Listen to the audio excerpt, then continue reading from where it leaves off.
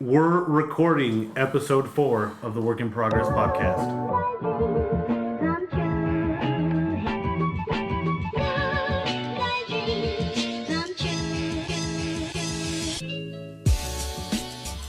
Hello. Hi. Rachel was trying a shirt on a minute ago, and Yes. I said, why don't you just go to the bathroom and put the shirt on? And then I said, have you ever done something and then you can play out in your head what that person's going to say and you wait for them or wait to see how long it's going to take for them to actually say that? And then Rachel said we should start recording now. So we did, And now we're recording. Yes. and now we're recording. Because the conversation was going to get awesome, so. It was, but now the awkward mic that's lit up in our faces just made the conversation Stare weird. right in the face. Now we have no start. What were you going to say, Tubbs? You're When I went to church, I used to have this Detroit hat. It was the Detroit, the D. And it's because I used to listen to Eminem. Listen to what? Eminem. Oh, Eminem. Gotcha. Okay. He's from Detroit. I just didn't hear what you said. Oh, I was like, why didn't you wear an Eminem hat? That's what I thought you were going to go with. And I remember somebody asking me, and they're like, why do you wear that hat? And what I was going to say was, well, I like Eminem, but it's kind of funny because people ask me if I'm a Detroit fan or if I'm from Detroit, which I'm not. But what I said was just see if people would ask. And I walked away thinking that was the most asshole thing I could have said, but I didn't mean it the way it sounded. I meant like, oh, just to see because some people are... Right. I don't know. I thought that was really funny right now. When you said, do you ever do stuff to see what people... Or when somebody's going to say something? But I realized my Instagram was basically like, you're stupid, stop asking questions. So, hope you guys been enjoying podcast so far. If you haven't, Then why are you listening? yeah. No, listen, please, and tell people. Because we're awesome. They will get better. They will. Mm-hmm. All right, what are we doing this week?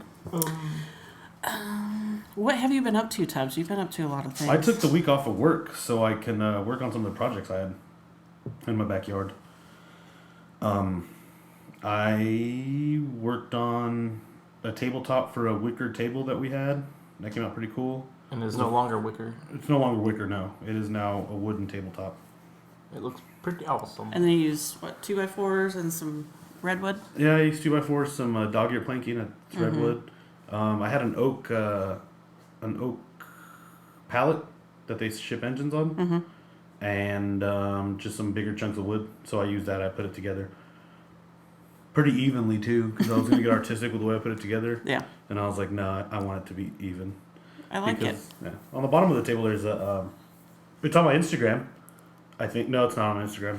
Why not? No, because I posted a bunch of stuff already because I was doing it and I didn't want to You overload can put it it. on the Work in Progress podcast Instagram. I don't want to do that. Oh. That's, What? that's not work that was in progress. It's done. But you have pictures of it in progress. I do. Yeah, I can put it So, on there. I can totally do that. But yeah, I worked on that. I finally got the forge kicked on and finished shaping a couple of smaller knives, and I hardened them and tempered them. which one's the swords? The little mini swords, yeah, for Dale. My planer blades? No. Your plane blades, yeah. I'm excited about that. They have to get flattened out. Tubbs is making a... How many swords is it? I took Allen wrenches. It's supposed to be five or six. Yeah, I think you asked for. Yeah, 5 swords for a set of 5 pirates. I'm getting ready to sculpt. Hopefully, I can start them soon. I'm excited about that because they're Are you waiting on Tubbs? incredible looking. No, I'm not. Well, I The actually swords that he's making is just the awesome. The ones I made first, I'm gonna bring you as soon as I clean them up.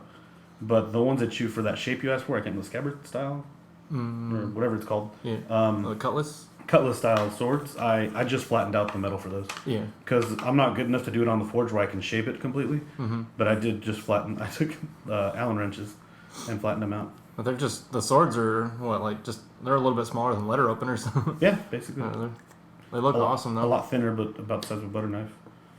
They're based on your cutlass, the aluminum one. Yeah, the one I pounded. Yeah, I pounded one out with aluminum. Jeez, April. Hey, I forgot to put my phone on vibrate. Remember?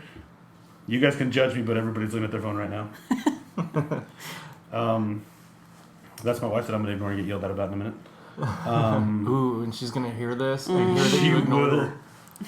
Hey, babe, love you. But yeah, I did those knives. Another knife I was working on, a little push dagger, because even though I haven't been able to harden or temper stuff correctly, I've still been shaping stuff. Well, you said the tempering worked out on the swords, right? The ones you did? Yes, it looks like they did. I did it on the, because I was trying to do it in the oven. Because I put it in the oven for like an hour, 45 minutes, a couple sessions at 475 degrees. But I didn't want to heat the house up, and the last couple times I've done that, it doesn't do anything to them. Like, I don't know if it's my oven being dumb, or maybe the metal I'm using is too thick. So I did it on the forge, like I saw a couple people doing on YouTube's. Well, I took a class in blacksmithing. Oh, man. I'm kind of self-taught. Rachel just finished the freaking awesome cutting board that she made for me. I'm stoked about that. Yeah, that love that it. actually turned out better than what I thought. It turned out, not that I was thinking that you couldn't do it, but it was way better than I had pictured in my head. And so I'm incredibly happy with it. So you can check it out on my Instagram or Rachel's Instagram.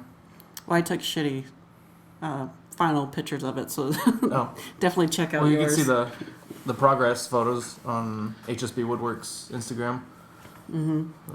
Yeah, you can see the process of it being built, and it was actually, I don't know, I How difficult was that with all the little squares?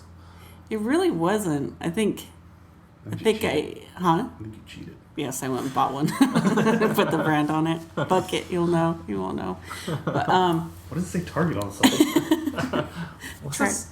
Oh, that's a sticker. You should get stickers with barcodes right? and just put them on there and ship them.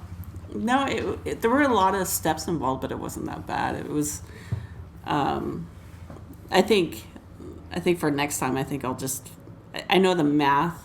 I was off on the math as far, because like, so when you do your initial cuts, sorry, I got a text. Ignore it. I'm trying, but it's a customer.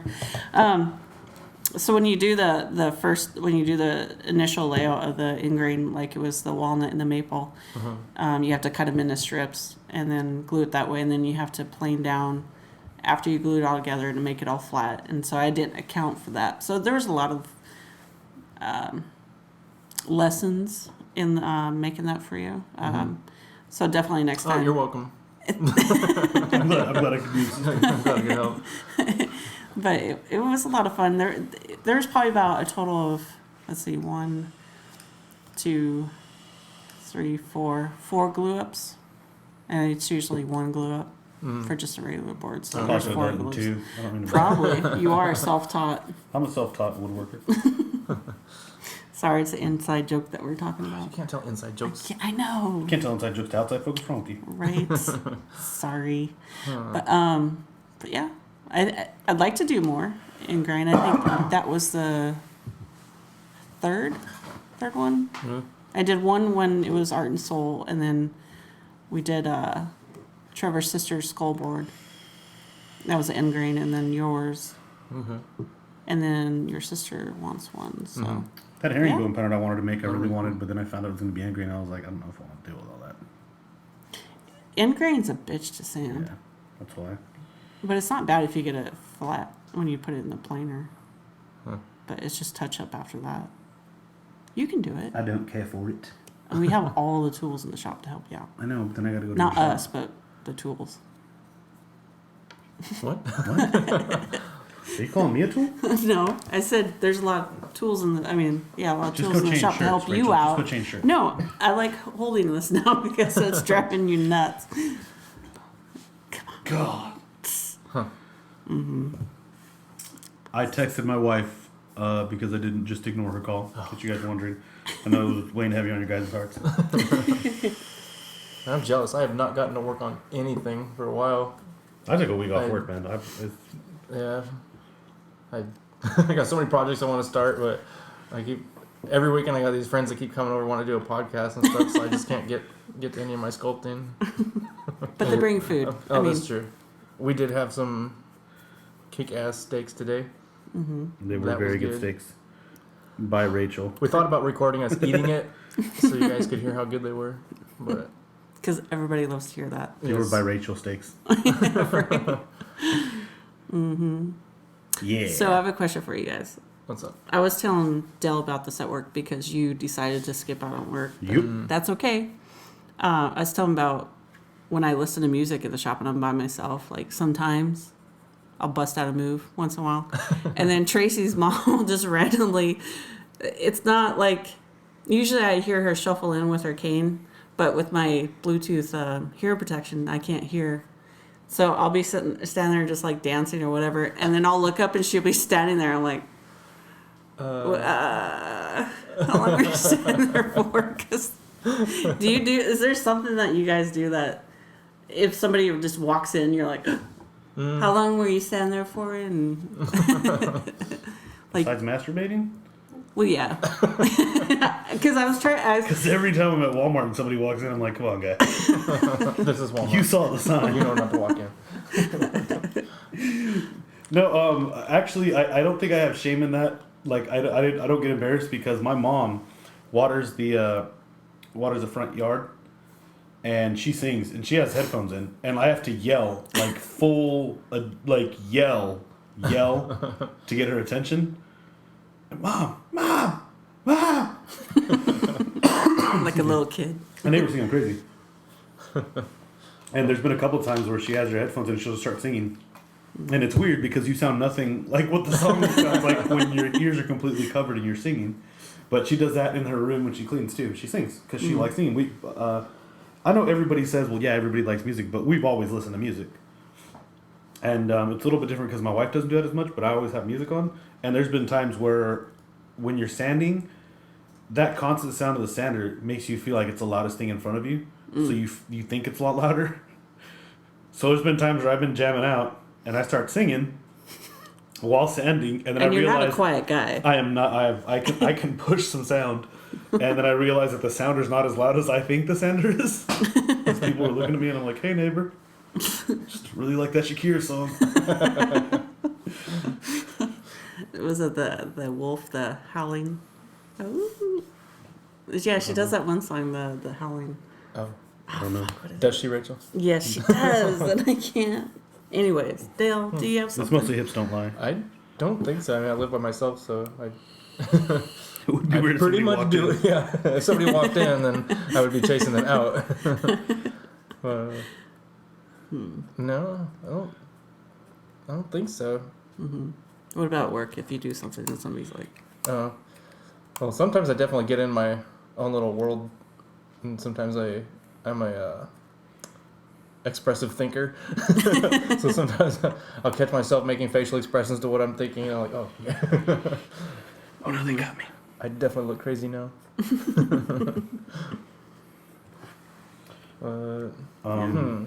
Yeah, just a lot of lulls. A lot of A lot of lulls. Not the lulls. Lulls. Yeah, that was another one. That was an example. Is that the of a lull. LLL? LL, laughing like a lunatic? Yeah. I made that up. LOL is a thing of the past. LLL. Laughing like a lunatic. Tubbs came I up mean, with that. I like that. You're so creative. well, we didn't make any What? Topics? Topics? yeah. You're gonna say? Well, Does anybody have any topics? I know that somebody brought up the idea about relationships and creators.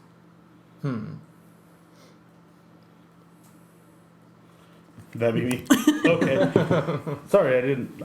I'm in another world. No, relationships with people, and what kind of person dates a person that does art. I can't remember what book I was reading where it was saying that it's really hard to be around an artist because an artist, and this is just the book's idea. That's not my interpretation, but an artist is kind of in seclusion, creating something, and then he kind of exposes it to the world. Like, hey, look at what I did, and it's either well received or it's not. And both those kind of hit you in different ways. So I was wondering what you guys thought of what it would, what kind of person dates an artist. Excuse me.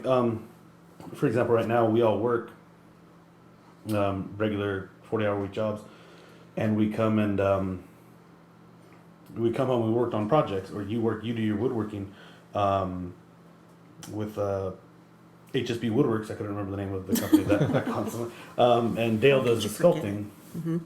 So I was wondering, because I am married. That was my wife that called, or my girlfriend. That was my wife. But I was just wondering what kind of person, do you think dates an artist? I think it would definitely have to be a person with patience and understanding. Mm-hmm. Definitely. Yeah. But I don't know. I think that even if the person had patience and understanding, it definitely has to be kind of a independent type relationship, because What do you mean, well, independent? in the sense, like, if you both embrace each other's interests, whatever, I mean, Mm-hmm. you don't have to be, and if you're okay with not being together with each other all the time, then that's what I mean by, like, independent of each other, but you still, like, that you're in a relationship together. But I mean, if one is codependent, if one is dependent upon the time with the other person and the other person isn't, then that's gonna obviously cause issues. So I guess it just depends Yeah. on how you view relationships in general, whether you're an artist or not. I don't know if you can narrow it down to saying just specifically to artists or just relationships in general, because I think that even if somebody's not an artist and they say, like, they're a lawyer, like, one person's a lawyer, like, the other person, they're busy all the time too, so it's like, Yeah, maybe so. We just have to do with finding someone that can deal with you and your passions. Because I mean, there's people that are workaholics, and there's people that actually have a passion that they need to do whatever it is they're doing. Like, as far as, like, their art goes, I don't know. I've talked to I April. don't have any philosophies on that. I've talked to April about it before, and she, my wife, and she's more of like a time kind of person where we make time. We don't force ourselves to make time for each other, but we find time for each other. mm-hmm. And I know because there's times where I'll wake up and I'll go in the backyard and I'm there. And I mean, I'm kind of dumb, so she does come out and say, "Hey, you need to take a break because we're working out in the sun," or "Hey, you need to relax a little bit." Or she'll come and get me, and I'll stop for a little while. We'll catch up, bullshit a little bit, and then I'll go back to what I'm doing, and she'll go back to doing something else. So it's not like I'm trying to keep away from her by doing the stuff I do. But I do know, because there's times where, like I was saying, I refinish some stuff, or I try to upcycle it, is a word she told me to use. Excuse me. She knows that takes time, especially with, like, bigger stuff. So it doesn't really bother her when I'm doing it. Mm-hmm. But there's times where, like, hey, we have to do this weekend, and I just won't work on stuff that weekend, or I won't get to anything. Mm-hmm. But I think it's a kind of a give and take, because I do forget stuff really bad, especially when I get started. I'm not paying attention to anything else. It's just, this is what I'm working on. Like, I'm a big boy, and I forget to eat. So there's been times just, "Did you eat breakfast?" "No. It's 5 o'clock in the afternoon, dummy." "Oh, okay, my bad." I know that feeling. So I'm hungry now? There's been plenty of times where I'd be sitting at my sculpting table, sculpting and working on something or painting, and all of a sudden I just start getting dizzy because I'm so hungry and I haven't eaten all day. I've done that before, but over time I've learned to tell myself it's okay to take a break from, if I'm working on something. Why would you lie to yourself? Like Yeah. that? Right. It's not okay. You're now a failure. I need help. But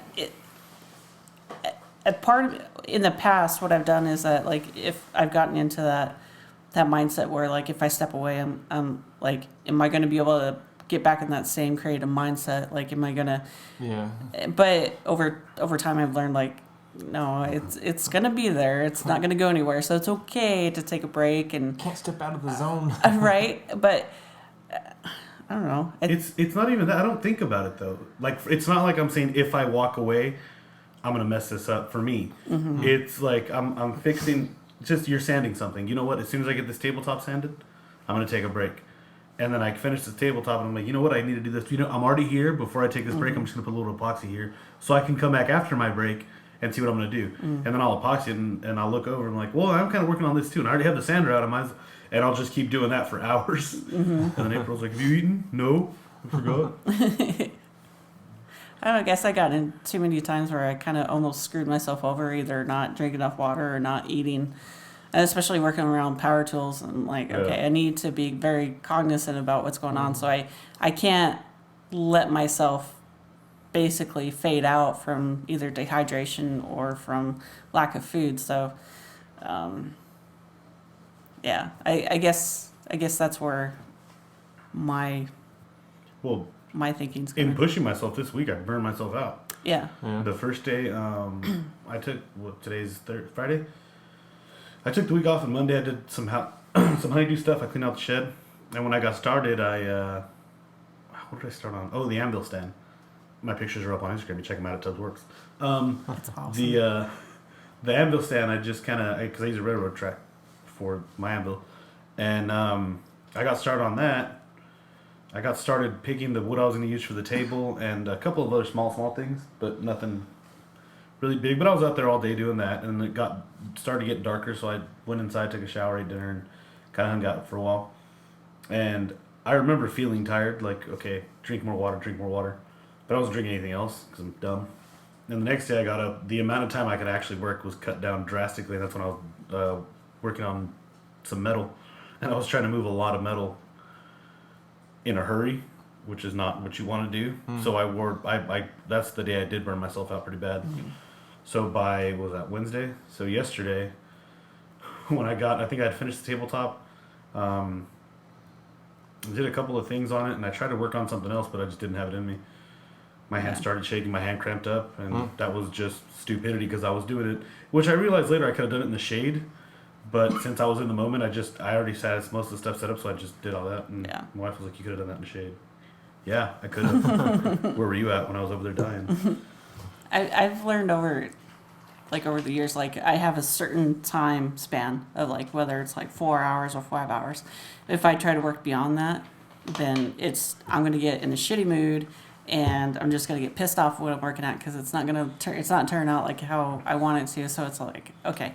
So I know for myself, like, okay, if I work straight 4 hours or 5 hours, then I'm done after that. But in the past, it's taken me a while to get to that point to recognize, like, okay, I'm starting to get in a pissy mood. I need to back off and just come at it, either give myself a break or come at it the next day. And but most of the time at the shop, like on the weekends, we'll work on something, or if I'm there by myself, they'll work on something, and then if I feel like I need a break, then I'll just sit there and just fuck off on my phone for a while, or watch a little something on Netflix and give myself a break, and then get back into it. But that's, like I said, that's with time of learning, of being in tune with myself, and as far as like going back to making time for other people, for relationships, and even if it's just a friendship, like, I think as creators, even if we're speaking specifically about artists, as creators, you can learn how to get creative, to spend time with your friends, like this podcast, like that took some creative thinking of how to make time for it.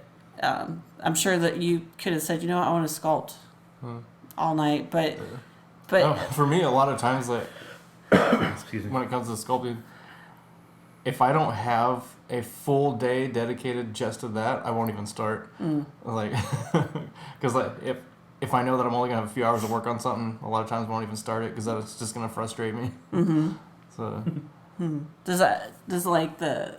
if you went sculpting something today for a couple hours and you came back the next day, does that affect the clay or whatever? If I knew that I didn't have a cutoff time, I would just keep going until I was exhausted and went to bed, and then I would come back and finish it the next day. But the working time on it doesn't get not with the polymer clay, and not even with the Chavant oil-based clay.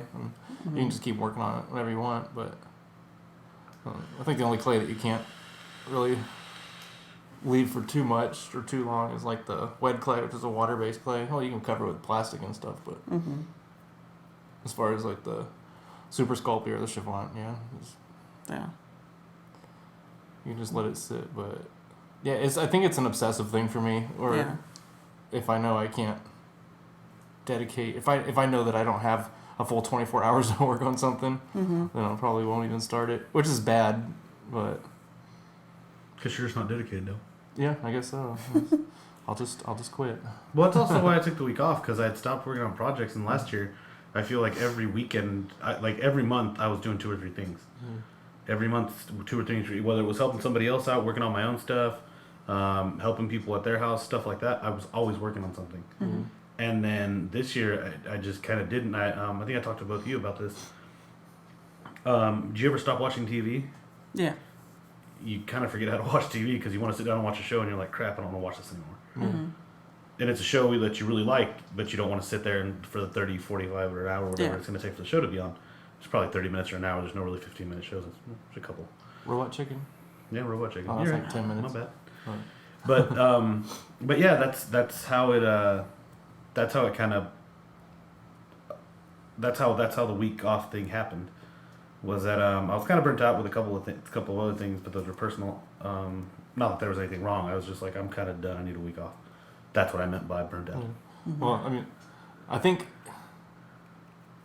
before I started my YouTube channel and doing those videos, because the videos takes up a lot of time, it like almost triples the time for sculpting, because I gotta move the camera around and hit record and do everything, and I gotta think out the whole thing, because I don't want it to just look like there's a camera sitting there watching me sculpt. I want to try to make it look as good as possible. So I think a lot of times I take on too much, because then once I start working on the video and the sculpting, then while my camera battery's charging, I start editing, and then I got so many different creative avenues that I'm trying to take all at the same time that it just gets crazy. Is it that you're taking on too much, or it's just that you are learning how to adjust your time, introducing these new interests into your life? Because that's how I kind of think of it with me, that when I have new interests that come into my life, like I get creative with my time, or I learn to balance out time between the things that I want in my life, and I figure it out from there. Like, do you think that's I don't know. That's something I'm gonna have to figure out, I guess, about myself and my creative process. I know that with me, like if I'm trying to, if something is introduced that I get frustrated with or annoyed with, it's because I don't want to make time for it, but I'm forcing myself to make time for it. Because I've done that before, and I've learned not to do that. Just be more honest and real with my time and my feelings. Well, for me, going back to the week off thing, for me the reason was just so I can kickstart wanting to work on stuff again. Because part of you saw the stuff I had in my house. There's just a lot of it, and it wasn't finished. And it's not because, well, it was because of laziness, but also I'd gotten out of the rhythm of working on something. And that's why when you say if I don't give myself an hour because or 24 hours, excuse me, it would you just don't start it. And I think that's kind of what it was, is that there was quite a few things that I wanted to do, but I knew that they were going to be backlogged, and I'd be working on this, and maybe I can get to this. So as soon as I feel like hopefully as soon as I got started on one thing, I would want to keep moving forward, because I don't mind leaving a project for the week. Like I won't work on it. I won't unless it's something simple I can do while I'm sitting down. I don't stress over not being able to do it throughout the week. But I know that when I took that long break after, I think Christmas or New Year, after that I just didn't really get to anything, and I was like, this looks terrible, because there's all these things that aren't done, and it kind of bothered me. So that was me on the trying to get projects done front, kicking something into gear. Like, all right, if I start something, it's gonna keep going. Like, it's gonna snowball into me actually. Going back to what I was working on, and the podcast helped out a lot, because I was like, oh, you guys worked on this, I worked on this, I'm doing this. I was like, yeah, I existed at my house. So it's going well, you know. Yeah. But yeah, I mean, I like doing stuff. I think everybody on this podcast, all three of us, like working on stuff, and it does kind of suck because I know that feeling of like if I'm not gonna be able to finish this, I'm not even gonna start. Well, no, it's not even that. It's No, that's exactly what it is. I just named it for you. no, for me, like the start process, because my approach to pretty much everything that I do in my life, I assess everything that I'm going to need to do, and I lay it all out, and I have to be able to see everything in my head exactly how it's going to go, and then I get it started, and then it just all goes from there, and everything goes together usually pretty smoothly.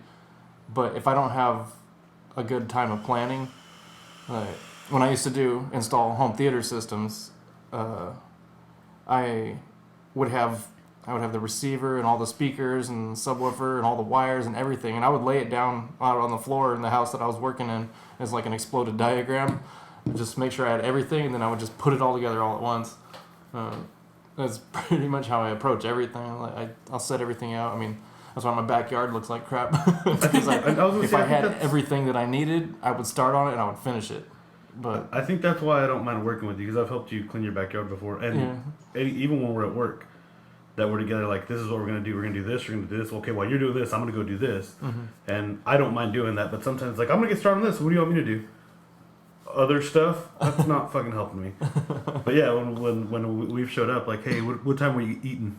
This is basically how the day starts. Right. We shouldn't take us this long. We'll do this, and okay.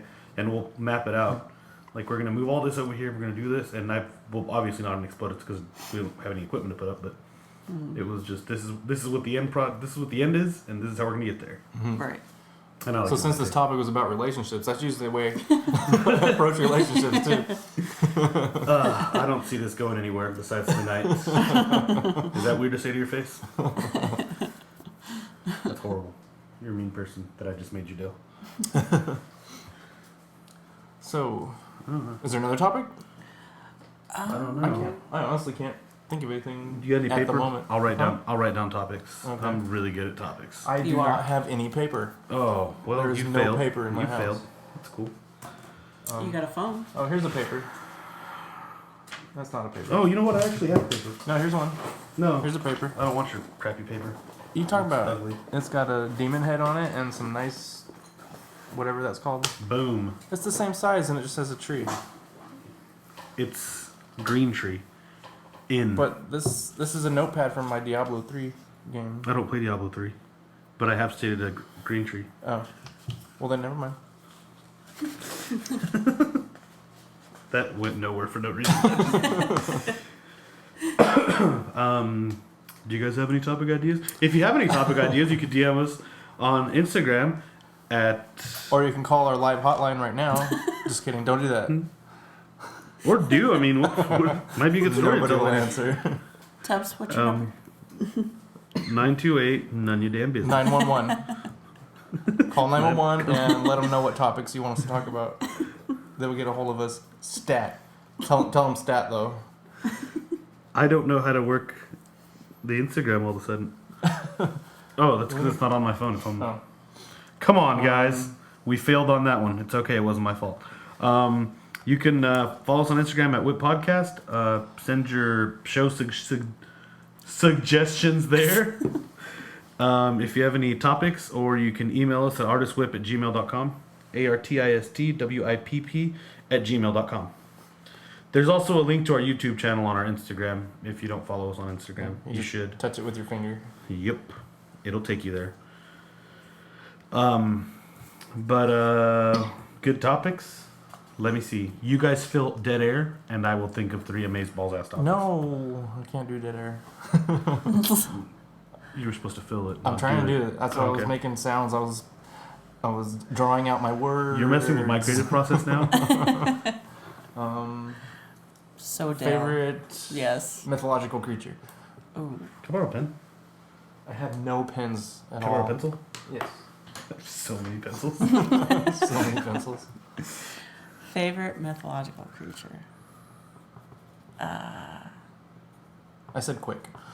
Huh? I said quick. Favorite mythological creature. So you have to come up with it quickly. First one that comes to your head? Stuff. Thor. Yes, the sirens. He's not a mythological creature. He's a mythological person. Sirens? Does that count? Okay, yeah, that's good. How is he not a creature? Deceptors. Because he's a person. He has powers. And it's He's- mythological. It's a creature. We're people. You I think didn't ask Odin? you. You think okay? Shut the fuck up and write, people boy.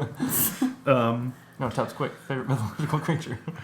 Um, By mythological, I don't mean Greek mythology. I just mean folklore. Oh, you know what? I take that back. Odin. Okay. He wasn't Greek. He was a Norse god. Bigfoot count? Fine. Huh? Big Bird? No. Bigfoot. Oh, Bigfoot. Yeah, that's folklore. Yes. That's a That's. good one. I think that's one of my favorites. Bigfoot. That's a good one. Chupacabra. That's Now I'm that's just one I thinking want to about sculpt. now I I'm do just want to thinking sculpt the about Bigfoot. That'd be Now I'm good. just thinking about the question you just asked, and not about the Oh. fish. But that's a good one. Favorite Yeah. mythological creature. I like the Kraken. There's so many different ways to do the Kraken. You know, I have a question. How did you come up with your Technica? I always want to say Technatius. I don't know why. Tecnicus. Oh, the Yeah, name? yeah. Tecnicus? Well, I was trying to come up with a word for something. I can't remember what it was actually for originally. But I was looking up Latin words that had to do with art and artists and stuff like that. And I found the word Tecnicus. And the definition that I read at the time said it's an artist of many art forms, basically kind of a jack of all trades Right. in the art in the area of art, like sculpting, painting, whatever.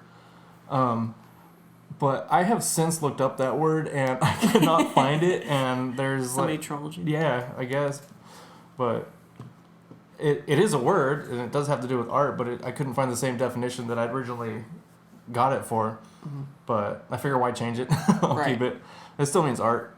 But yeah, so that's that. But one thing we were doing was, or by we I mean me and one of my friends, we were going to start a graphic novel and motion comic, I guess you could say, business or production or whatever. And we got pretty far working on our graphic novel. I've drawn. What's the word? Drew? I drawed pictures for words. And well, we got pretty far, but life ended up happening and we couldn't get to finish it. But we were going to call our graphic novel production Tecnicus Street Studios. So since we had to part ways with the art project, I just decided to keep it. I like it. It is actually a registered business name. Really? Yeah. Nice. So Yeah. there. What'd you Dig come it. up with? Not good ones. Okay, so not good ones. How Well- does that affect your art? Well, one of them I popped up was negative people because we all have conversations about negative people, Ooh. and that one always makes me. And the conversations are always usually pretty good. How much time are we doing? Okay. That many? Yeah.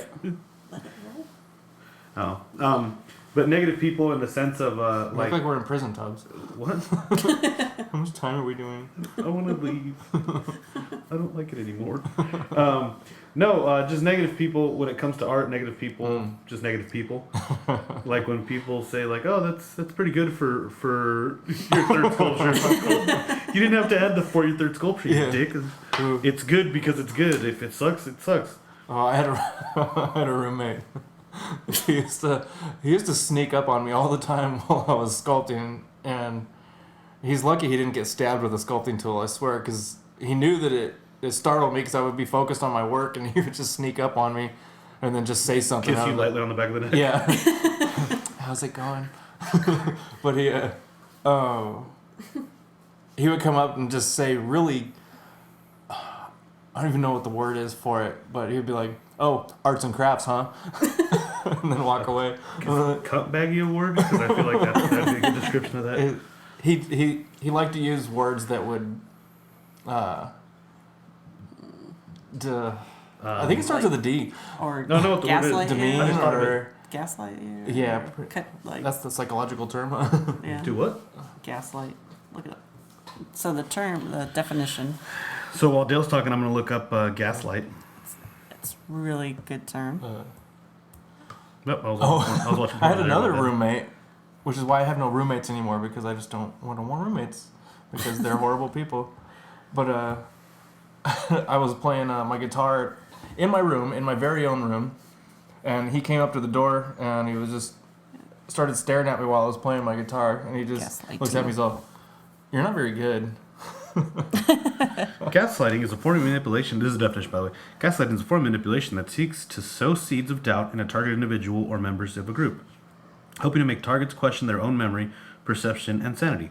The term owes its origin to Gaslight, a 1938 play and 1944 film. It has been used in clinical and research literature. What's synonyms? What's synonymous with it?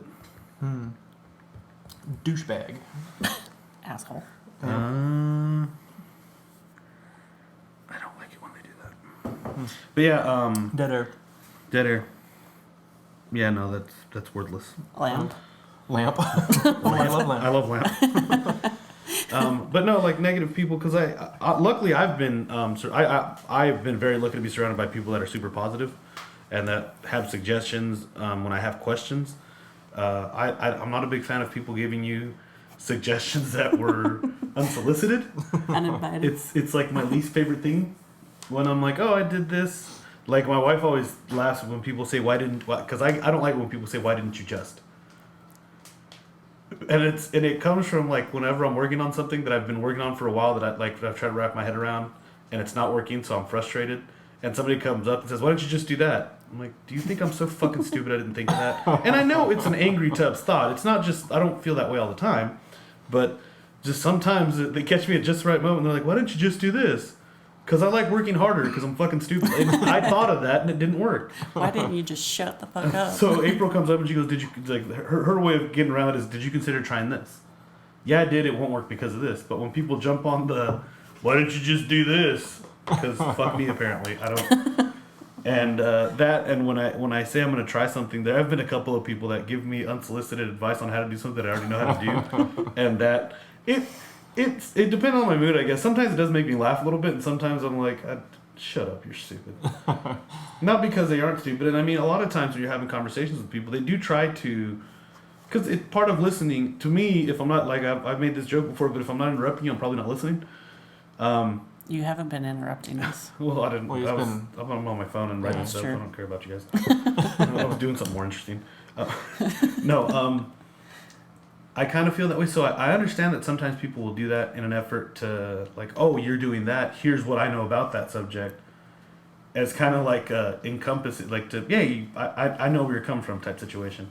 And then there are some times where people are just like, well, when I used to do that, I didn't ask you for advice. We were having a conversation about what I was doing this weekend. Or they say they're self-taught. Yeah. They're there. You know, they throw in I've been doing that for a long time. Well, then you go do it at your house. Mm-hmm. And that person, like I was saying earlier, that every time it has happened countless times throughout my life where somebody see me drawing a picture, they always have to come up, I used to draw. I used to be pretty good. I can't really draw anymore, though. If you used to be good at drawing, you're not going to suck now. Right. I'm sorry. It's always going to stay with you. Either you got it or you don't. It's a diminishing skill. I don't know. And I do not think you're any cooler because you told me that you used to be able to draw. Yeah. Oh, we should be friends. No. Whenever that happens, it reminds me of Dumb and Dumber. So, big gulps, huh? Cool. It's just, sometimes I desperately understand. trying to have something in common. Sometimes I get that portion of it, but it's very funny when they do give you unsolicited advice. Like, I'm trying to remember one of the recent ones, but like I've told people I want to make a cutting board. Rachel at HSB Woodworks, follow them on Instagram, and her partner make cutting boards. So I feel like you've made enough cutting boards that if I have a question about a cutting board, I have somebody I can call. One would hope. For the most part, what I want to do with a cutting board is very basic. It's stuff that, like with the tabletop I made, very chop blocks. It's very, very basic what I want to start with, and expand from there to see what things are possible. And I don't know what people think I mean, but I say I'm going to make cutting board. It's going to be like this, and I want it to look like this. And what they hear is, let me tell you, could you please tell me where I went wrong with my planning? Because then they start to tell me, like, you should do this. Like one time, one of the funnier ones, I explained to somebody what I want to do in my house for flooring. And I was like, oh, I kind of like this idea. And they were like, you shouldn't do this chevron pattern on your floor and tell me how it comes out.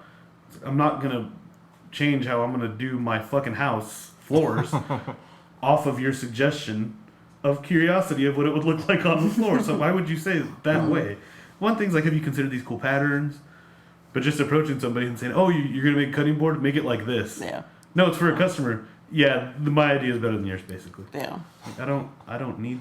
I've They're called askholes. Yeah. Oh, I love askholes. Yeah. I've had that happen to me before in the past. Like, I've talked to a friend's ex-husband now about my cutting boards and what we've been doing. And he's like, well, you should make this and this and this. And all I said was, you know what? If a customer asks me to make a board like that, then I'll do it. But other than that, I'm not going to just do that thing. You should. Because I'm not interested in it and doing it just for shits and grins. But if somebody asks me to do it, then I'll do it. And he's like, well, you should just do it. And I'm like, no, you should just... You should do it. Go, that's my answer. Go blow yourself and leave me alone. Well, I don't know how to do that. Well, then figure it out. That's what I did. Figure it out. Yeah. Huh. You should try this because I think it would look cool. Well, you give me some money, I'll go make it for you. Mm-hmm. I don't want to do that. Well, then why are you talking? I've learned that if somebody says, hey, I'm doing this and this, like when you glued up the boards for your tabletop. Yeah. And how you did it with the straps, I don't know why I answered you like that. Like, yeah, I remember that. It happened yesterday. Yes. So long ago. Right. But how you did it, I was like, oh, that's cool how you did it. I like that. Because if you don't have a big budget to be able to go out and just buy like a bunch of random clamps and stuff, and nice clamps, which I've seen a lot of woodworkers do, they go out and just buy like a bunch of Bessie clamps. And well, you're never going to not need those things. Though. Yeah, that's just not for free. But how you did it was very creative. So it's like if people just shut up for a second and see what the other person is doing, they might learn something new about that thing. Because that's usually happened to me. It's like, you know what? I didn't even think about doing it like that. And I've been on both sides of that where I have an idea in collaboration that I think it would look a lot better. Like this, in my opinion, is going to look way better than what you're talking about. But you can't say that because you're going to hurt somebody's feelings. But at the same time, I've also been on when somebody doesn't give me a suggestion that they could have given me, and I find out that's way better than what I was doing, I was like, fuck, should have listened. So it's a weird line of, yes, if you have an opinion or something, like share it to an extent. But I think it's the way people share their suggestions. Yeah. Do it this way. No, you do it that way. Because that's mostly my answer. If you have to that. such great ideas, why aren't you doing it? I feel like somebody's fucking up, and it's not me. If you have all these great ideas and you're not executing them. You're the idea man. Ideas all day. Well, you're making up the topics. I am making up the topics. If you have any suggestions, keep them to your fucking self. Just joking. Go to WIPP Podcast and leave us some, because we're running dry. Huh. I have a question. Can you guys, thinking as far back as possible, can you guys recall exactly what it was that inspired you to get started on the path that you're on now with art and what you're creating? Like, tell us for you, like whether it be woodworking or... Actually, yeah, I remember the exact thing. Exact thing? The exact thing. Children's Museum. What? Children's Museum? He helped us out with a huge project over the last summer. Last summer. Yeah, last summer. No, that wasn't it. I hate children. Except my son. And I'm pretty sure I have to say that so I don't CPS at my house. When me and my wife we were going to get married, a friend of hers was getting rid of a dresser, and I had no power tools. And I mean, I had a drill. Oh, that's a lie. No, that would be the refinishing the stuff. Yeah, that was me lying. I'd never refinished anything before that day. It was just, if it didn't work, or figure out how to fix it. And I would fix it the way I hate people that fix stuff now when I get it. Mm-hmm. Like, you could have used a little bit of glue, an extra 15 minutes, it'll look great. But instead you put 15 fucking screws into wood, and we have to fill all that to make it look like you didn't put 15 holes in the wood. Mm-hmm. But I used to be that guy. Just fucking hit a hole. So my wife found this dresser, and she's like, all you have to do is we have to sand it down, restain it, and it's a new dresser. It looks nice. It was an all wood dresser, and at the time I was still buying particle board crap. And what she meant was you can sand it down and restain it. And she got me just the 3M block sanders. It's just a rubber thing. Yeah. She got me one of those, and I did almost the entire thing by hand. And I got so tired. And as a gift, when I was done with the whole body, she bought me a Makita mouse sander. Dang. Nice. Yeah, that's a really nice thing for her to do after I finished the whole fucking body, because I had left with it. Which it wasn't. It's an amazing sander. You get paid after the job. Right? But I did up the drawers with the drawers with that. And when some furniture says oak, it's oak. It's usually veneer coated chop block. Mm. Well, I pulled it up, and I didn't know it at the time, so I pulled it up and I thought this looks really cool because of all the patterns and the way. So the only thing I left veneered was the top. Everything else I pulled all the veneer off of because I liked the way that, and the veneer was kind of coming off, and I'm still not great at patching veneer because it's kind of a process. Mm-hmm. So I just pulled it off all the sides. I pulled off all the all the drawers, and the top was in really good shape. So I just sanded the top down, but I thought it looked great, and I was really happy when I finished it. So happy that I went and did the dresser or a nightstand that was in the house, and the nightstand was Krylon coated black. I got the sander and I started sanding because I have this new Makita mouse sander. I started sanding and it gummed it up in like seconds, and I was like, that's weird. So I look and it had that, the stuff that looks like marble, the marble sticker basically. Yeah. That you put on. It had that. So I peeled that off. Like a laminate or? Yeah. Well, yeah. It's like paper basically. Like wallpaper? Yeah. Okay. Essentially, but it looks like marble, and so I was like, oh, that sucks. So I pulled that off, and under that was another layer of paint, followed by another layer of just like house paint or interior paint, and then it was cedar. It was a full cedar nightstand. Nice. And I found that after I got everything, because the drawers were already out of it, I just wasn't paying too much attention. And when I flipped it on its top, there was the stamp that said it was cedar and made by blah blah. I was like, well, why was this coated in 8 layers of shitty stuff before the actual wood? And at the time I didn't know a lot about colors, so I stained it dark walnut. I don't know. Because, sexy. I still have that dress, that nightstand, and I love it. It's the second thing I finished. I hate you. Don't judge me. I think it's awesome. But as far as I've always kind of liked building stuff. When I was like 16 or 17, I've always liked taking stuff apart. If it's broken, I'll take it apart. And I did that from when I was younger. I broke a TV. I took it apart to see what it would do. What it looked like. The old CRTs. Electronics, if I broke them, I would take them apart to see if I could fix them. And I couldn't always fix them, but some of the stuff I found out was just easy fixes. Like my sisters had, you remember when 5-track CD, 5 CD holder stereos were a thing? Uh-huh. They'd always break. Well, it's a shitty track that they put on. It's all plastic pieces. So I would take them apart, fix them, and keep them. Because I had like 3 or 4 of them because my sisters kept breaking them. And they came in, if this works, I want it back. No, you threw it away. Sorry. Oh, I was going to say, I have kind of a funny story about, like you're saying, you like just take things apart and try to fix them and everything. Well, when I was like 12 or 13, I had a Sega Saturn, and I let my friend borrow it. And he said his dog did it, but his dog pissed all inside the Sega Saturn while it was sitting on the floor in his room. So it was just sticky dog pee inside of it. That's hot. I was pissed. I was pissed. I don't know what that laugh was.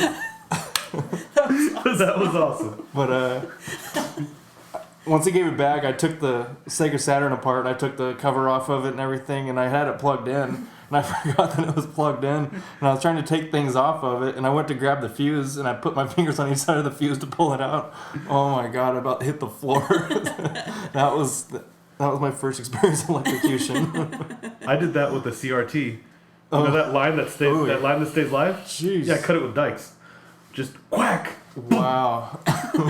I remember. You know how like when your leg falls asleep or something, you get that really heavy tingle? Yeah. I had to sit on the floor for like 10 minutes because it might not even have been 10 minutes, but it felt like ages. Yeah. Sitting there in just that constant shock throughout my whole body.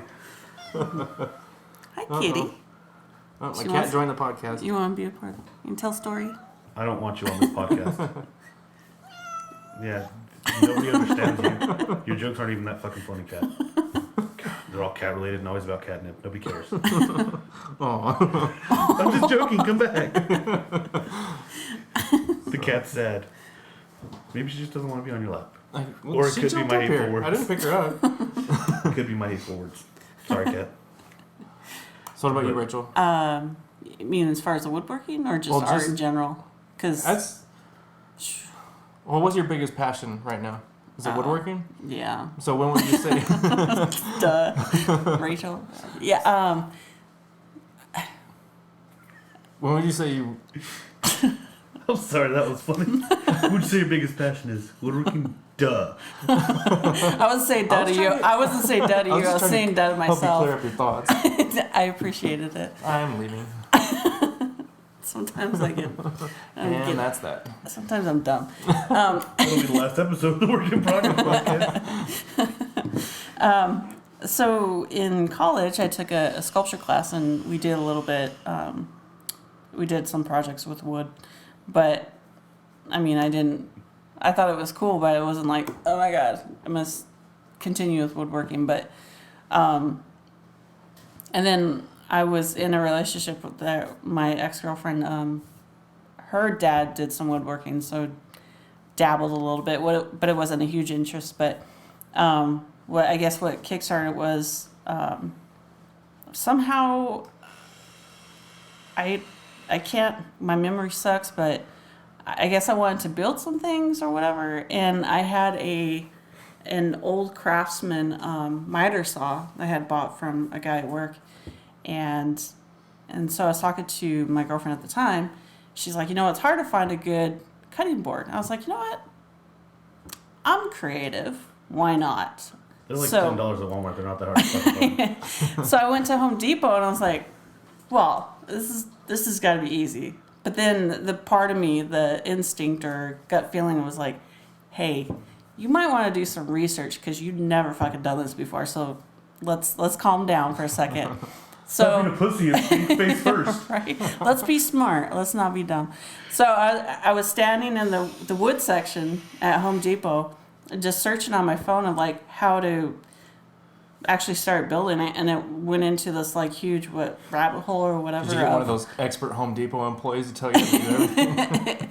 I've had a couple of those, yes. You're making a cutting board, huh? You're gonna use But no, that day I didn't. You're gonna use some wood? Yes. So I stood there for I want about. a cutting board. Do you have any cutting boards? I just want to cut it in 4 and make 4 of my own. Different patterns. Sorry, Rachel. You're fine. So I stood there for like an hour trying to figure out like, okay, what woods do I need to use? And then they're like, oh, you got to use a specific glue. And I was like, Jesus Christ. I'm like, what the fuck? You just glue some wood together and cut it out and there's a cutting board. But no. Put some Douglas fir. Yeah, right? 2x4s, fuck it. And so it was just like, my mind was just bombarded with all this information. And so I grabbed some pieces of like decent hardwood that was there, and I was like, well, it was poplar and maple. I remember that. And so I went home and I was like, well, why not? And it was an ingrain board, and it turned out. Started on the hardest board. I did, but it turned out my confidence was super high because I'm an artist, so I could do anything. And that's good. Not all artists have that confidence. Sometimes I'm too overconfident for my own good. But so I did ingrain, and there were gaps all over the place, which is horrible for a cutting board. But I didn't care because it looked freaking cool. Because the ingrain in the poplar I made it look like there were some dark grains, so I made it look like little butterflies. It was. If you were on acid or whatever, you would have said, yes, there were butterflies. But in my mind, there were butterflies. Anyways, so... I thought you were going to say, if you were on acid, you'd say, that's a good looking board. That's you. It wasn't all that great looking back on it now. But you know what? First time's not always the greatest, well, look right? at that table I just made. It looks good. It looks good. If you would have listened to me. What? And it worked. No, there's a lot of stuff that was wrong with it, and Rachel's like, well, if you need help, just bring your stuff over. I was like, I don't need Rachel. That is not a circle. It looks like an egg shape in one. It's good. You know what it does? It tops a table. It tables. It does. It Hello. works. It It tables so good. Done. So after making that, it just like started off like a huge interest in making cutting boards because I was like, oh, those are looking really cool, and I'm like, you need to get your eyes checked or something because these look like shit. Yep. So, but That's when you call it abstract art. yeah, but of course, you know, it struck a passion within myself, and I was like, oh, I'm going to turn this into art because I can't do anything without making it look like art. And so it just went from there. And my girlfriend at the time, she's like, you should sell these. And I'm like, fuck Goddamn yeah, right I I should sell should. these. Yeah. So turned it into a little business, and then it went from there. Sweet. Yeah. A butterfly board. So then after that, like I Is that why you I have would that go in beaver home. hat because you like making wooden cutting boards? Exactly. That's awesome. Mm-hmm. So there were, I did go into Home Depot a few times after I felt very comfortable making cutting boards, like, and they were good. I did have the guys that were coming up like, so What you really need what you is- making? And I'm like, I make custom cutting boards for people. Oh, you might want to use these woods, blah blah blah. Got it. It's okay, got it. Oh, is that Thanks. what I do? You might want to use these redwood boards. And I was like, Isn't redwood really soft, right? It's one of the softest. it's one of them, yeah. A balsa wood. A balsa wood cutting board. But I'm trying to pretend like I know about wood. My tabletop I has- appreciate it. I'm just trying to be involved. You're self-taught. I just looked it up before you guys got here. Watch YouTube. We're good. Yeah. But you know, that's how I learned, is watching a bunch of YouTube. Oh, that's Yeah, well, The College of YouTube. I like YouTube. yes. I have I a like YouTube. YouTube I have a- University. I have a master's in it. Well, that's a cool thing, though. Cutting boards. Speaking of before we go on to Dale's answer, because nobody cares about that. Speaking, I'm just joking. No, speaking to people liking stuff. Sometimes I feel like the stuff I'll look up. If people that knew what they were doing looked at my stuff, they'd be like, you could have done better this. You could have. Which, I mean, a lot of times a critique is good because you know where you're messing up and you can fix that later. But most of the time I'd get that from like YouTube. Not YouTube. The two of you, my wife, Oh. people whose critiques I actually give a shit about. You too. Two. Yeah. I was But trying not to the think band. of Do the. it, two of yous guys. Oh, okay. Use twos. So it is it's nice to get those kind of opinions, but people that I'm not looking at you because I'm not people that don't necessarily do that aren't not capable, that aren't capable of doing it, or that don't have the interest in doing it, do think it's awesome because it's handmade. Mm-hmm. Like I think we talked about that before. Like you want somebody's style, or you want it because it's handmade. But some of the times, people will like it because it's something different that they haven't seen. Mm-hmm. And you're like, no, that looks like shit for these reasons. And you're not looking for compliments. You're trying to get to like, this is not worth money because I know I could have done it better. But a lot of times that's kind of people like, I like that specific thing the Yeah. way it is. So, I mean, I know that if you look at woodworkers, super hardcore woodworkers, and they can critique your stuff and say, you know, if you'd have done cleaner lines to begin with, you wouldn't have had to backfill so much. That's just something you said to me, and I want to feel like it's mine, but I it's didn't not. say You it said, exactly. well, I you said, know what I meant. if we have all the tools. No, when you're talking about your stuff, like Oh. when you say that I got to this point in the cutting board, I didn't like it, and I had to fix it this Yeah. way. Like somebody that is die-hard woodworking would know that, and they look at it and go, "That's."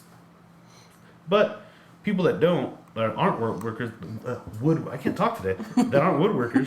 That's a good thing I do a podcast. That aren't woodworkers would enjoy the shit out of it and not notice that or not care about it because it's not. They're not looking for the woodworker. Put the fucking shirt on, Rachel. They're not looking for the What's that woodworker noise? portion of it. They're looking for that cutting board. To them, it's a piece of art because somebody made it and they made it specifically for them. But realistically, they just want the cutting board. I think if they're a. That's not Do you saying wanna like shit call- about your work either. Like it's really good work. Just that's not saying like they don't care what it looks like. Right. They obviously want it a specific way. But to them, those little kind of intricacies that would bother you about something, they're like, no, it's perfect. I think if a person, like a professional woodworker, we'll call it that, professional woodworker. I think if they're a positive, You're a professional woodworker. yeah, because I get paid for it. By definition, professional woodworker. But go on. So What do you people do? if they are a positive person, then, and they know like, kind of like the etiquette of whatever, and they know how to. I feel like you're trying to figure out a way to say just not being shitty humans. Yeah, basically not being a shitty human. That they can look at somebody who's just started out or hasn't been doing it a long time and be like, and understand what it was like to that process of getting to where they were, and they can look at it and be like, you know what, good for them for trying. Maybe they should try something else. No, just If at first you don't succeed, skydiving's not for you. but I've done that before where I've looked at somebody's painting or whatever and be like, you know what, I understand the process of learning something new and getting to a spot to where they want to Nice be. try. It's going to take a while, and so I get that. But if you're a shitty human, then you're going to look at somebody and be like, really? That I mean, looks like you're dog not shit. good at that. But That's my favorite line. that's why I You're used not good it. at that. You That's should why. stop. That's why I don't like going to gyms, because there's people like that. They're like, oh, that's cute. He's trying. Well, that's also kind of the worst feeling to have. Like, if you fail at something, you didn't make it. Was it John Mulaney, the comedian? He's talking. He's like, "There's nothing worse than like he's like I'm driving like crap, and they expect to see like an old lady or an Asian or something, and they see me, an adult, just trying his best, and it hurts. And it does kind of suck. Yeah. But I mean, like Rachel, you've been pretty positive when you're talking. I know when you're talking to people that they say, "I want to do this." What tools do you have? Because if you only have this tool, you can work it this way to get this end product. Mm-hmm. If you only have this, and there is a time where you only had 4 tools, Yeah. where you just got started. So a lot of the stuff you figured out was just out of necessity. Because it'd be great to, like, with the knife making, I would love to have a grinder. But that thing's like $1,200. The one I You want. can make one. You can, but I need a welder to make the fucking grinder. I know You somebody lost has a me. welder. No, you don't. Yeah, I do. No, you don't. Mm-hmm. I don't know them. A welding shop. I know them though. I know a welding shop too. I know 2 of them. Hashtag metalwork of Yuma. Mm-hmm. Yes. Adrian? Yeah. Yeah. Awesome guy. Awesome guy. Awesome metal work. Yes. Metal work. Check them out. They have an Instagram now, don't they? Yeah. Yeah. Metalwork of Yuma. Mm-hmm. I'm going to look it up because I don't want to lie to you people. Mm-hmm. And yes, I meant you people. I've learned, because I used to be pretty quick to say, well, you should be doing this, blah, blah, blah. But No, you I still realized, are. and I'm sorry, I try not to, but I feel that I've gotten better with it, that if I wait till somebody asks me, like, hey, what do you think of this? Well, okay, I think you could do these things, but do what you want with it type situation. And so, Those but people are like, you can do anything. Rachel's like, you can do 3 things. I can do everything. Oh, it but was you the can metal do- shop of Yuma. Yes. The_metal_shop_of_Yuma on Instagram. Yeah, Check him him and out. his wife. Him and his wife is awesome. Yeah, his wife runs the shop downtown. Cool. Yeah. I have not gone down there. I should. I haven't gone down there, but it looked really cute. Did you see what he did at the shop? How he No. painted it and I just had the Instagram up. That would have been a good time to look at it. right. That's why I was trying to. Let me get it on Say a it bigger before you screen. closed Let it me get out. it on a bigger screen, Rachel. Think of other What people. you should have done, Tubbs. Oh, somebody liked our picture. Aw. Rocky's and kid. Tracy. Vape junkie. Sorry, that was a. If you're into vaping, go check out Vape Junkie, because she reviews Different liquids different liquids and stuffs. Mm-hmm. I just said the name and I can't remember it. There it is. Follow. The Metal Shop of Yuma. The Metal Shop of Yuma. Yep. That's what I said. This one? Yep. Oh wait, no. Go back. It's This is Are you guys great enjoying on the air. listening? You guys Let's should listen. see what we're looking at. So many cool. Can you hear what we're looking at? Can you hear it? keep going. It was like You're this- making it worse. I think this is it right here. Yeah, that's that's the it. one. Cool. Awesome. It looks amazing for you listeners out there. Just People go always follow say them on listeners out Instagram there. and see it for yourself. Yeah, it's really cool stuff. Yeah. You listeners out there, why do people say out there? I don't know. What if you're inside? Abroad. Abroad? I don't think we have any international listeners. Not Oh. yet, Yet. because we're amazing. I don't know. Yeah. So, Oh no, we didn't get to Dale's. yes. Oh, Dale's. What? probably kind of short, I guess. I don't know. As far as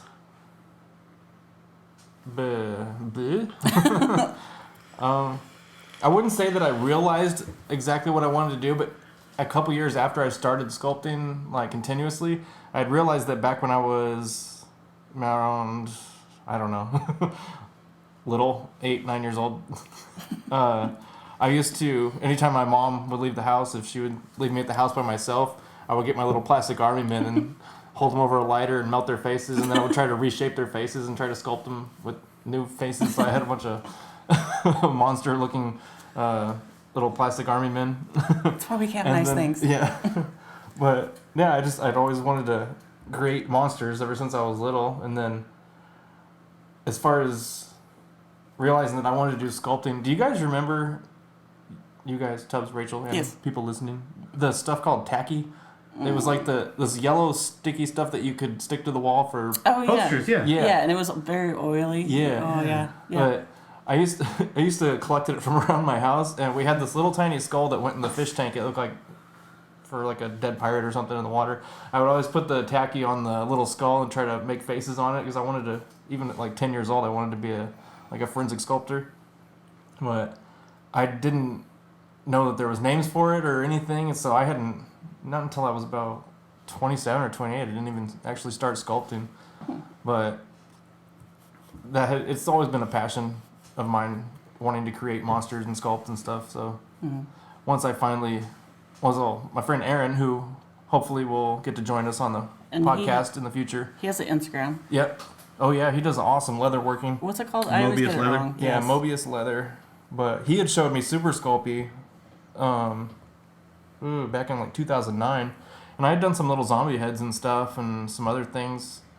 But I hadn't really spent the time with it that I did in 2013 when I actually started sculpting the most.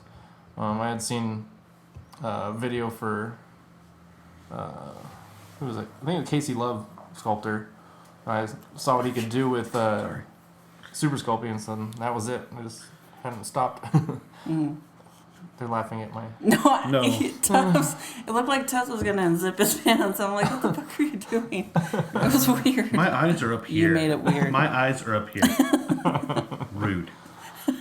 Yeah, so follow Mobius Leather. Mobius. He made me a badass Necronomicon wallet. And it's on his It's one of a Instagram. kind. Check him out. Do you have any questions, Rachel? I feel like Dale asked a question. I did, but now I'm not Would you not have remembering. papers over you to write it down? I didn't, which is odd because you would think an artist would always have paper with Yeah. them so they can draw, but Well, that's a good one. Is there anything you guys say, like, I sculpt, and people just have, like, preconceived stuff that they drop on you? Ooh. I don't know if there is. I just think it's like, oh, you sculpt? Have you sculpted David? Oh, I see. No, So I can it's one of those things. Like I think, as far as sculpting goes, it's like the same thing with music. If somebody sees you can play guitar, oh, can you play this song? Like as soon as like if I tell people I sculpt, oh, can you make me something that they've seen in a movie? I'm like, no, I'm not a 3D printer. Yes, I can. I'm not going to, but I probably can. I get that with when people ask like what I do for pay, big pay. I say I'm a photographer and my day job, photographer. And they're like, ooh, can you do this? Nope. Yeah. Sure can't. Can you do a wedding? No. I did one wedding and That was one I too will many. never do it again. I Turned walked. into the Red Wedding of Game of Thrones. Yeah, I actually walked out because it was kind of turned into a shitty situation. And so I just said, you know what? I have to go. Here's a camera. And they just kind of looked at me and they're Until the like, divorce. and I was like, No. enjoy. And I kind of walked out. But, well, it's like I was doing it for free basically to help them out. And I felt like I was getting kind of treated like, Shit. not like shit. It's just like you wanted all these nice pictures. Not saying I'm the greatest photographer out there, but you wanted all these nice pictures. But I'm using my equipment, my nice camera I had at the time, but you're allowing everybody else to go and take pictures for you. So it's like, obviously you got all the photographers in the world, so why am I here? So, and I had a friend who, they were having a going away party, and I was like, well, this is a little more important. And I said, peace. Later, guys. Later. Picture the and later. Yeah, and then people will be like, well, can you take these pictures? No, I do it for my day job, and I do it for art, but don't ask me to. Yeah, I'm not a freelance photographer. No. I get that a lot too. Could you do weddings? Or like, could you do me and my family? No. That seems about like the your wife? biggest I might question everybody always asks. Do you do weddings? No. I've heard that one a lot. Because that is. Yeah, I didn't think of that. Photographers do get that a lot. Mm-hmm. Yeah. I like at work. I take pictures of people I don't know. I take pictures of divorces though. That's awesome. A divorce photographer. Yes. I'm more of a divorce photographer. No, I always like it when I take pictures and I'm at work and people will come up and say, "What kind of camera is that, Nikon?" Oh, Nikon, huh? Nikon, huh? Yep. I say it properly. It's Nikon. Is that how you're supposed to say it? No. Oh, it's like That's how. I've been saying Nikon the whole I had a customer like that the came up to me. zebra thing. Yeah, I had a customer came up to me and asked me what kind of camera I had. I was like, I think it was a Nikon D3 that I was using. He's like, I told him Nikon D3. He's like, oh, Nikon, it's a good camera. Well, the lens is Nikkor, Yeah. so maybe he's getting. No, he still messed that up. Someone set up. But I think if he worked at Lowe's, he would be the person to tell you what wood you use for your cutting board. and I'd be like, thanks, but no thanks, buddy. Is it Ron Swanson? I know more than you. And just walks away. Yeah. But when it comes to like the art aspect, like the drawing or whatever, I have no problem saying like, yes, I will try it. Because once again, I am uber confident when it comes to fucking art. I got you. I got this. I got Michelangelo in my pocket. We're good. Let's go do this shit. And so that I have no problem saying, you know what? I'll give it a shot. Why the fuck not? But yeah. I want just because I'm passionate about it. Dale to start taking commissions. What you want me to what? Dale to start taking commissions. Oh, eventually.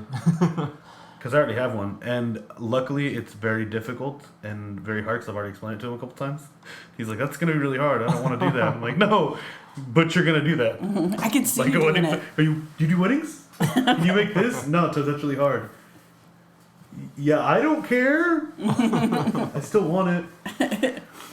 Well, I think that's gonna wrap up episode 4 of the Work in Progress podcast. Yes, thank you. So- Sorry, it was a bit slow. We had really big stakes before we Yeah. started the podcast. So. We were digesting. They were so- amazing. Also, episode 4, we're learning. Yeah. We're just as new to this podcast as you are. We are working out the audio, so someday when you listen, it will, hopefully in the very, very near future, it will sound amazing. Mm-hmm. So, Yes. cool. Thanks for Thank listening.